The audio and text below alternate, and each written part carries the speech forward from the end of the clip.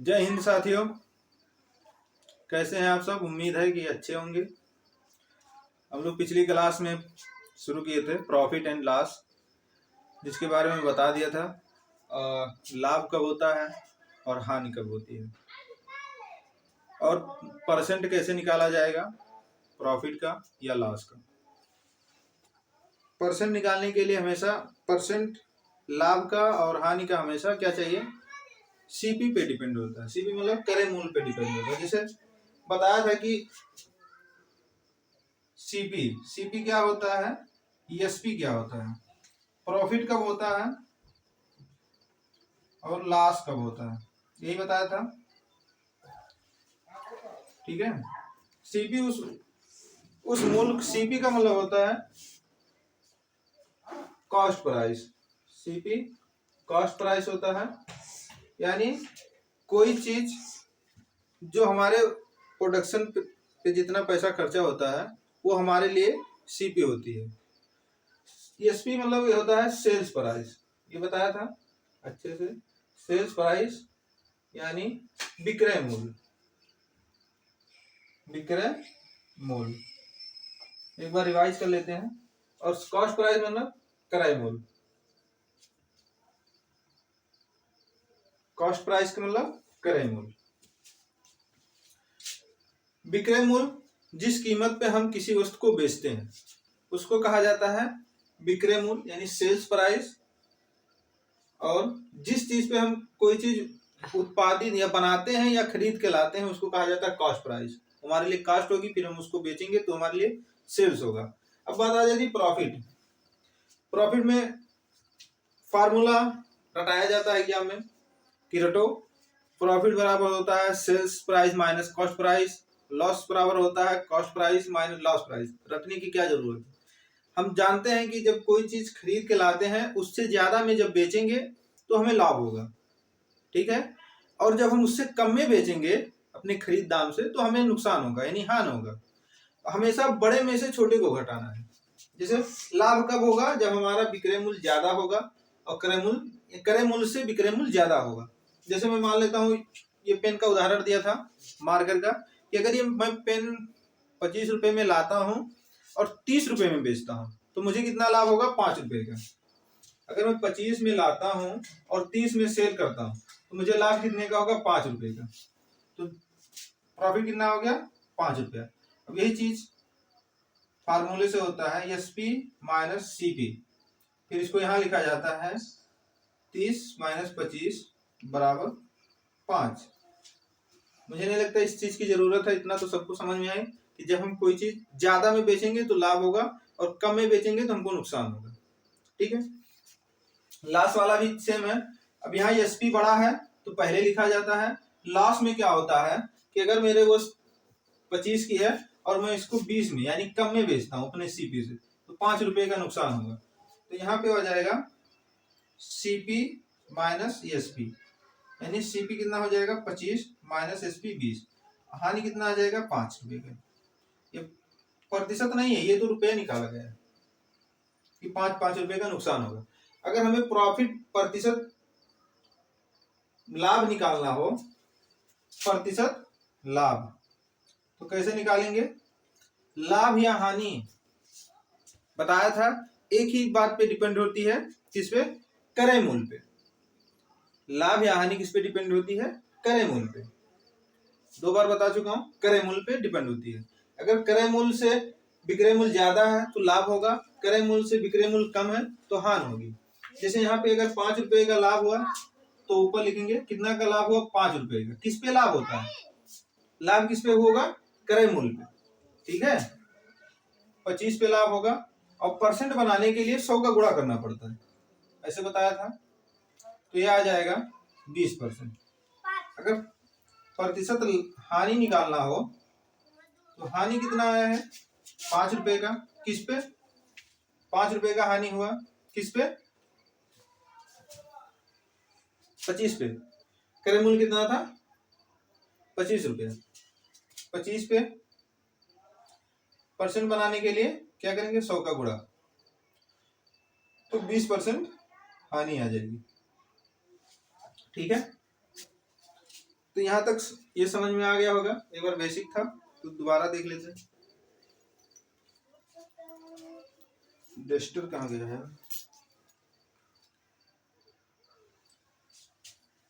बोले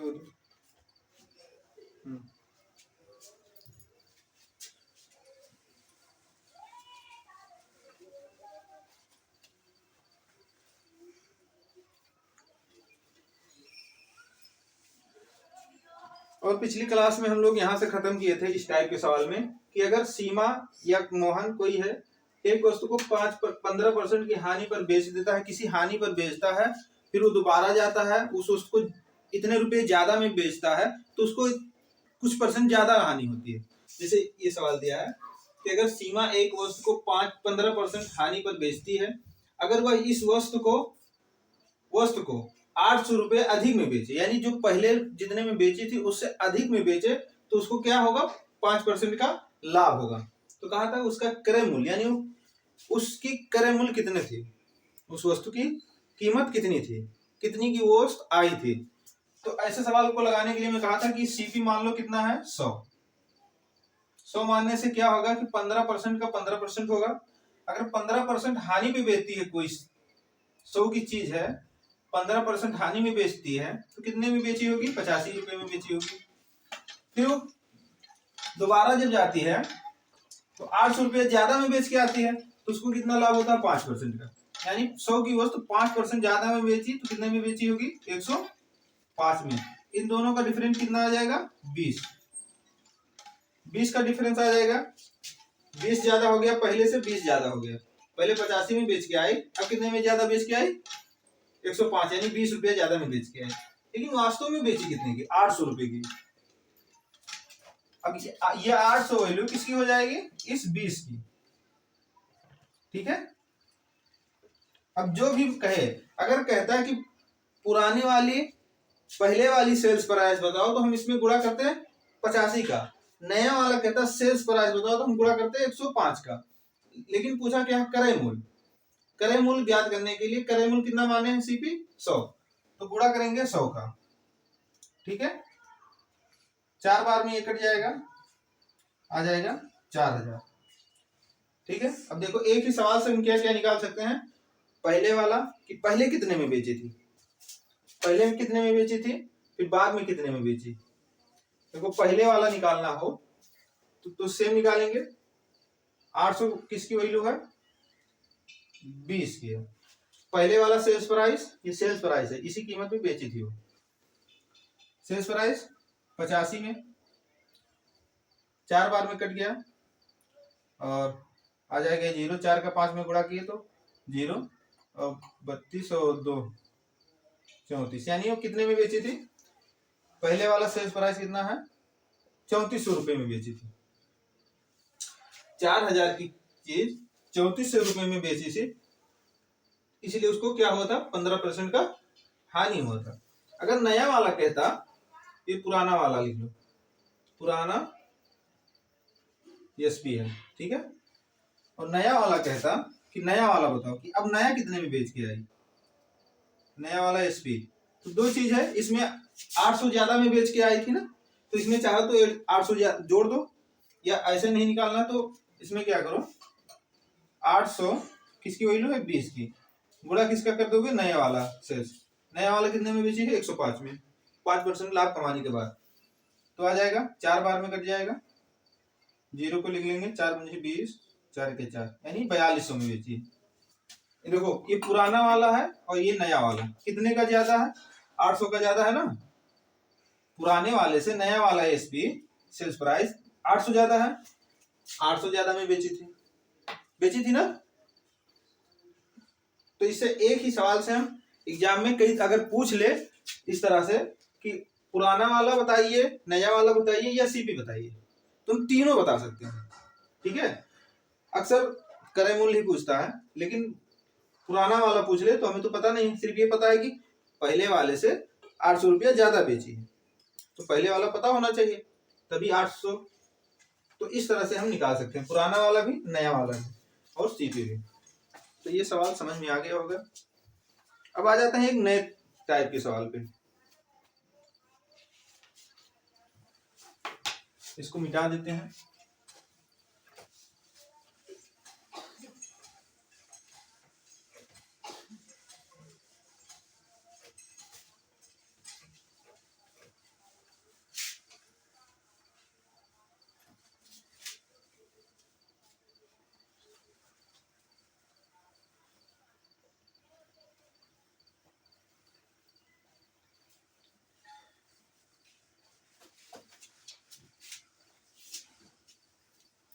अब इस तरह से नया वाला देख लेते हैं। नए टाइप्स का सवाल है कि पूजा एक वस्तु को 10% लाभ पर बेचती है। पूजा एक वस्तु को 10% लाभ पर बेचती है। लाभ पर बेचती है यदि वह इसे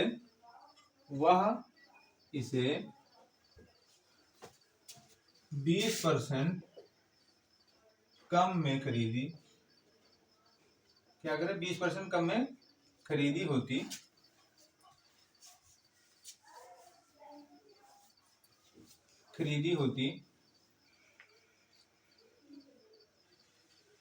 और सेंटेंस ऐसे लिख लो, अगर उस लिख दो, यदि वह इसे 20% कम में खरीदे और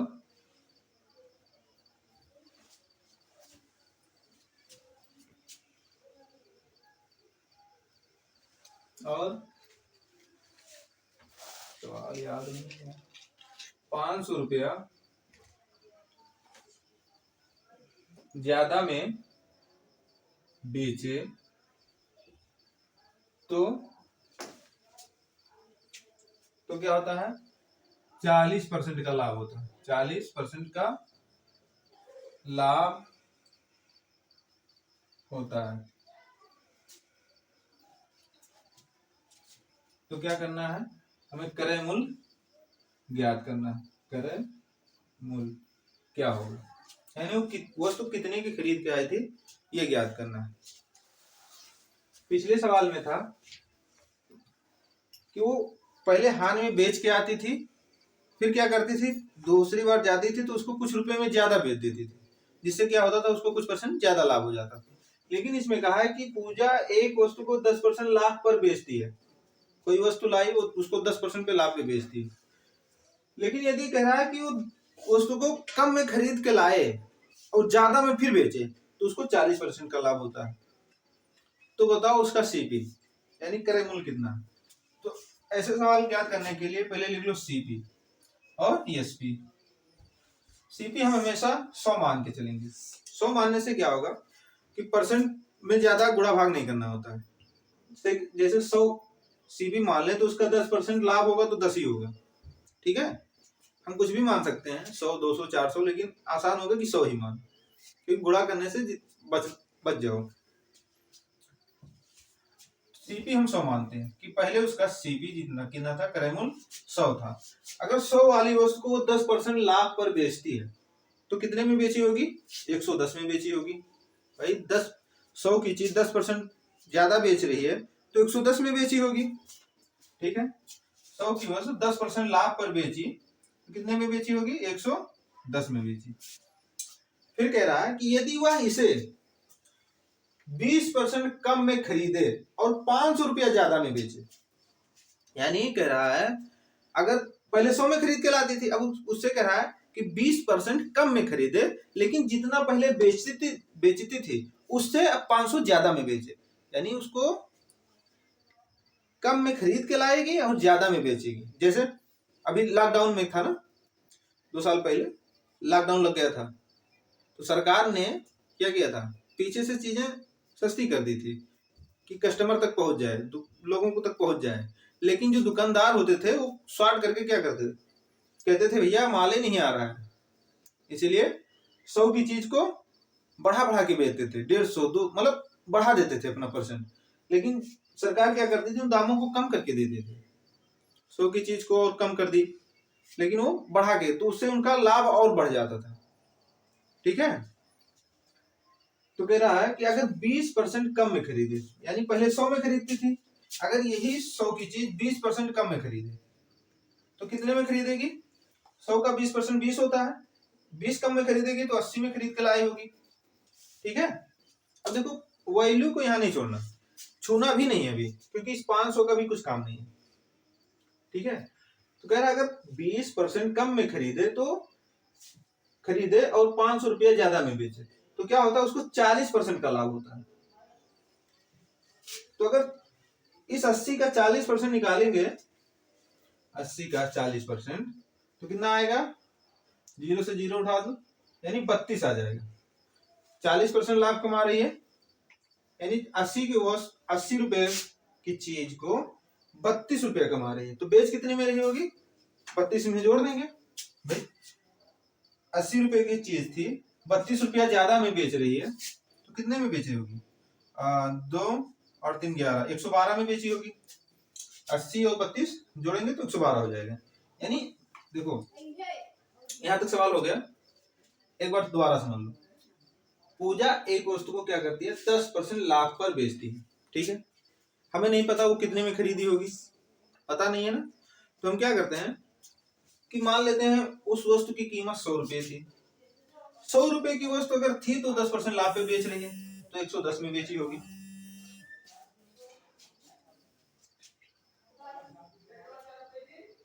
सौ की चीज 110 में बेची होगी।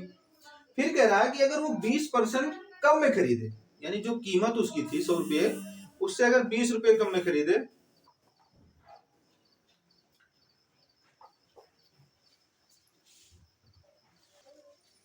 चलो देखो आज दोबारा समझ लो, कॉल आ गया था, इसे डिस्टरबेंस बना रहता है, कॉल आ जाता है, लाइट गुल हो जाती है, कोई बात नहीं, एक दिन हमारा भी बड़ा स्टूडियो हो सकता है, वो हम लोग भी अच्छे से पढ़ेंगे वाईफाई लगा के, है ना। तो देखो मैं समझा रहा था कि अगर पूजा किसी वस्तु को 10% लाभ पर बेचती है, लाभ पर बेची, मैं तीसरी बार ये बता रहा हूँ, तो हमें नहीं पता वो कितने में खरीदी होगी, तो हमने मान लिया कि वो वस्तु 100 रुपए की लाई होगी। 100 की चीज अगर वो 10% लाभ कमा के बेच रही है तो 110 में बेची होगी। ठीक है, फिर दोबारा कह रहा है कि अगर वो 20% कम में खरीद के लाए, जो वस्तु 100 में खरीद के लाती थी तो 20% कम में खरीदी होगी, तो कितने की आई होगी? उस 80 रुपए की आई होगी। ठीक है, इस फिर कह रहा है 500 रुपया ज्यादा में बेचे तो क्या होता है? 40% का लाभ होता है। अगर 80 का हम 40% निकालें तो 32 रुपया आता है, आएगा 32 रुपया, यानी 80 रुपए की चीज थी, 32 रुपया कमा के बेचा तो 112 में बेचा होगा ना। लेकिन पहले कितने में बेचता था? 110 में, अब कितने में बेचता है? 112 में। कितना ज्यादा बेच रहा है? 2 यूनिट ज्यादा बेच रहा है ना। पहले 110 में बेचता था वही चीज, अब 112 में बेच रहा है। पहले 100 में खरीद के 110 में बेचता था, अब 80 में खरीद के 112 में बेच रहा है, यानी पहले से भी सस्ती थी वो, उसके बाद भी पहले से ज्यादा महंगा में बेच रहा है। पहले से कितना ज्यादा बेच रहा है? इन दोनों का माइनस किया तो 2 आ गया, 2 यूनिट। तो ये सब क्या था? एक मनगढ़ंत बात। वास्तव में वो 2 रुपया नहीं ज्यादा बेचा था, वास्तव में वो 500 रुपया अधिक बेचा था, ज्यादा बेचा है ना, 500 रुपया ज्यादा में बेचा था। तो ये 500 जो वैल्यू आ जाएगी किसकी होगी? इस 2 की होगी। 500 जो वैल्यू आई है ये किसकी होगी? 2 की। ठीक, चाहिए क्या हमको? कहा कि क्रय मूल्य ज्ञात कीजिए, क्रय मूल्य बताना है। तो क्रय मूल्य कितना है? 100 रुपया माने थे, तो 100 का हम यहाँ मल्टीपल कर देंगे। ठीक है, तो 2 से तो आ जाएगा 25,000, यानी वो वस्तु कितनी की आई थी? 25,000 की। समझ में आ गया? चलो देखो एक सवाल और देखो, सेम टाइप का।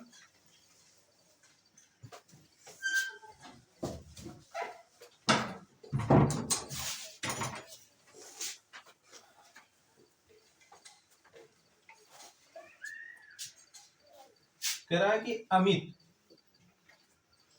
अमित एक वस्तु को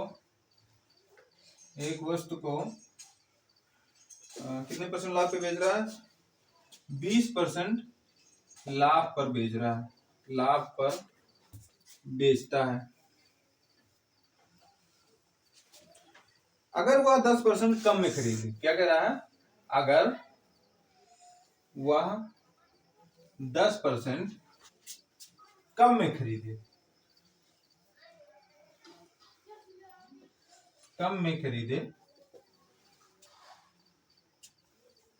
तथा 600 रुपये कम में बेचे, कम में खरीदे और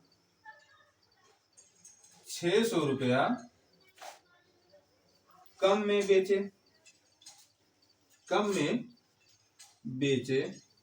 तो उसको क्या होता है? 30% का लाभ होता है। तो उसको 30% का लाभ होता है। तो क्रय मूल्य बताओ, क्रय मूल्य कितना है? ठीक है, तो मान ले, पहले लिख लेते हैं सीपी एसपी। सीपी हम मान लेते हैं 100 रुपया है। 100 की चीज अगर वो 20% लाभ में बेचता है तो कितने में बेचेगा? 120 में। ठीक है, ये पहली कंडीशन। फिर कह रहा है कि अगर वह 10% कम में खरीदे, यानी जो चीज पहले 100 में आती थी उसको 10% कम में खरीदे तो खरीदेगा कितने में? 100 की चीज अगर 10% कम में खरीदे तो कितने में खरीदेगा? 90 में खरीदेगा। ठीक, 90 में खरीदेगा। तो और फिर कह रहा है और 600 रुपया कम में बेचे, यानी इस बार वो कम में भी बेचेगा तो उसको 30% का लाभ होता है। यानी 10% कम में खरीदे और 600 रुपया कम में बेचे तब भी उसको क्या होता है? 30% का लाभ। तो हम 90 का 30% निकाल लेते हैं। 90 का 30% कितना आ जाएगा? 27। अगर 90 की चीज थी, 27 रुपया लाभ कमा के बेच रहा है तो कितने में बेचेगा? 117 में बेचेगा। बेच दिया। तो बताओ, पहले की तुलना में पहले 120 में बेचता था, अब कितने में बेचा? 117 में। कितना कम बेचा? 3 रुपया, 3 यूनिट कम बेचा। 3 यूनिट कम बेचा ना, लेकिन कहा है कि वो 600 रुपये कम में बेचे। वास्तव में ये तो संबंध घड़त बातें हैं, क्या है? एक रेशियो है। वास्तव में कितने में बेचा है? 600 रुपये कम में बेचा है। तो ये जो 600 आएगा ये 3 की वैल्यू हो जाएगी। 600 किसकी वैल्यू हो जाएगी? 3 की। ठीक, 600/3। पूछा क्या है? क्रय मूल्य। क्रय मूल्य हम कितने माने थे? सीपी 100 माने थे। तो क्या करेंगे? 100 का गुणा कर देंगे। 3 से 2 बार में कट जाएगा तो यह हो जाएगा, कितना आ जाएगा? 20,000 रुपये। यानी उस वस्तु की कीमत कितनी थी? 20,000 रुपये। समझ में आया?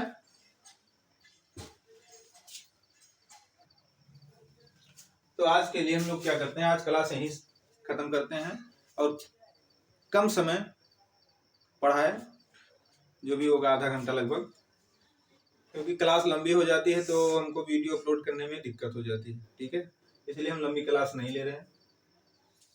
आधा आधा घंटा की क्लास लेंगे या किसी दिन 1 घंटे की भी क्लास लेंगे, जैसा समय मिलता है। तो आज के लिए इतना रखते हैं। Good night. और हाँ, आ गए हैं चैनल पे देखने तो लाइक और शेयर सब्सक्राइब जरूर कर दें और लोगों को आगे शेयर जरूर करें ताकि लोग ज्यादा से ज्यादा जुड़े और इस कंसेप्ट को सीखें। ठीक है, किताबी फार्मूले से करोगे तो बहुत लंबा जाएगा। ठीक है, इससे आसान मेथड कुछ नहीं, ना ट्रिक ना फार्मूला, विथ कंसेप्ट के साथ, बिल्कुल आसानी से। ठीक है, तो जय हिंद।